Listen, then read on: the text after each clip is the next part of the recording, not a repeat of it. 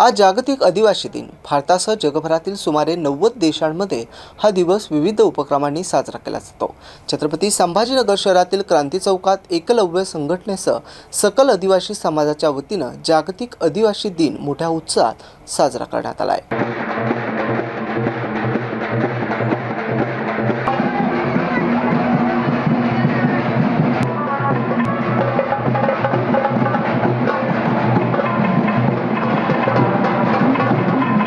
राहणारा समाज अशी ओळख पूर्वीपासून केली जाते.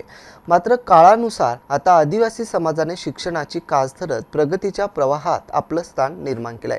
या सामाजिक आणि शैक्षणिक प्रगतीचा संदेश देण्यासाठी आज जागतिक आदिवासी दिनानिमित्त छत्रपती संभाजीनगरातील क्रांती चौकात एकलव्य संघटनेसह सकल आदिवासी समाजाच्या वतीनं कार्यक्रमाचं आयोजन करण्यात आलं. यावेळी मोठ्या संख्येने आदिवासी समाज बांधव एकत्र आले. आपल्या हक्कासाठी आणि संस्कृतीच्या जतनासाठी आणि समाजाच्या सर्वांगीण विकासासाठी एकजूट राहण्याचा संदेश यावेळी देण्यात आला. जागतिक आदिवासी दिनाच्या निमित्तानं आदिवासी समाजाची संस्कृती, परंपरा आणि सामाजिक एकता याचं दर्शन या कार्यक्रमात बघायला मिळालं.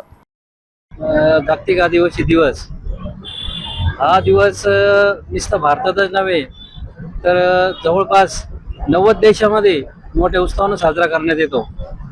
आणि आज इथं छत्रपती संभाजीनगर येथे एकलव्य संघटनेमार्फत आणि सकल आदिवासी समाज यांच्या मार्फत हा आदिवासी दिवस आज छत्रपती संभाजीनगर येथे मोठ्या उत्सवात साजरा करण्यात येत आहे. आणि या उत्सवानिमित्त आम्ही सर्व आदिवासी आणि सर्व देशाला सांगू इच्छितो की आदिवासी हा समाज दऱ्याखोऱ्यात राहणारा असून आणि आता कुठं शिक्षणाच्या माध्यमातून थोडंफार त्यांचं सुशिक्षित झाल्यामुळं ते लोक आज कुठं एकत्रित होण्यात या आदिवासी दिनानिमित्त एकत्रित होऊ लागलेले आहे. छत्रपती संभाजीनगर या ठिकाणी जागतिक आदिवासी दिनाची रॅलीच्या स्वरूपामध्ये आम्ही या ठिकाणी भव्य हा कार्यक्रम आयोजित केलेला आहे. जसे की आता सर्वप्रथम युनोने जे जाहीर केलं होतं का संपूर्ण जगामध्ये हा 9 ऑगस्ट जागतिक आदिवासी दिन हा साजरा करण्यात यावा. तर जागतिक आदिवासी दिन साजरा करण्याचे उद्देश आणि हेतू हेच आहे का आदिवासी समाजाला सर्व जे आमच्या 45 कॅटेगरी आहे, 45 कॅटेगरी मधून सर्व आदिवासी समाजाला एकत्रित करून जागतिक आदिवासी दिनाच्या निमित्तानं एका ठिकाणी जमावं. आणि ज्या आदिवासी समाज जागृत नाहीये, आदिवासी समाज आजही दऱ्याखोऱ्याने राहतो, त्यांना सवलती आज माहीत नाहीये, त्यांना शासनाच्या ज्या सवलती भेटतात त्या सवलती माहीत नाहीये. तर हे सवलती सर्व त्या समाजापर्यंत पोहोचावा आणि जे समाजाला होणारा अन्याय अत्याचार आहे तो अन्याय अत्याचार दूर व्हावा हे दृष्टिकोन ह्या जागतिक आदिवासी दिनानिमित्त आम्ही या ठिकाणी आयोजित करून सर्व आपल्या समाजाला इथून आव्हान करतो. आणि शासनाला ह्या जागतिक आदिवासी दिनानिमित्त आम्ही आवाहन करतो का आदिवासी समाजाला ज्या ज्या सवलती ज्या ज्या योजना येतात त्या दऱ्याखोऱ्यामध्ये राहणारा आदिवासी समाज तिथपर्यंत पोहोचावा. म्हणून जागृत करण्यासाठी आम्ही आदिवासी समाजाला एकत्रित या ठिकाणी केलेलं आहे. या ठिकाणी जे आहे तर आज सकल आदिवासी समाज या ठिकाणी जागतिक आदिवासी दिनाच्या निमित्तानं हा जे तर दरवर्षी जे तर कार्यक्रम आयोजित केला जातो.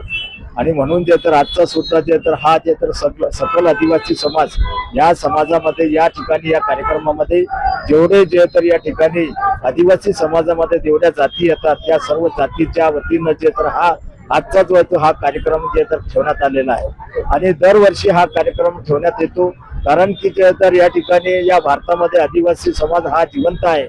आदिवासी समाज हा दऱ्याखोऱ्यामध्ये दडलेला आहे. हे जे तर याची ओळख करून देण्यासाठी दरवर्षी जे तर अप्सरबाई असतील, इतर जे तर सगळे आदिवासी समाजामध्ये जे तर जे नेते असतील, मग ते काटोले भिल असतील, जे तर पारधी असतील, इतर सर्व जे तर तत्सम जाती असतील, या सर्व जातीच्या वतीनं जे तर आदिवासीची ओळख व्हावी, आदिवासीची परिस्थिती जे तर शासनासमोर जावी हे जे तर दाखवण्यासाठी जे तर हा सगळा जे तर आम्ही जे तर 9 ऑगस्ट रोजी जागतिक आदिवासी दिनाच्या निमित्तानं हा कार्यक्रम आयोजित करतात. आणि आम्ही सुद्धा जे तर त्यांच्या सोबत राहतो. मी माझ्या वतीनं जे तर या ठिकाणी या कार्यक्रमाला आणि या आदिवासी दिनाच्या जे तर सर्व आदिवासी समाज आणि भारतीय समाजाला जे तर माझ्या वतीने शुभेच्छा देतो आणि थांबतो. धन्यवाद.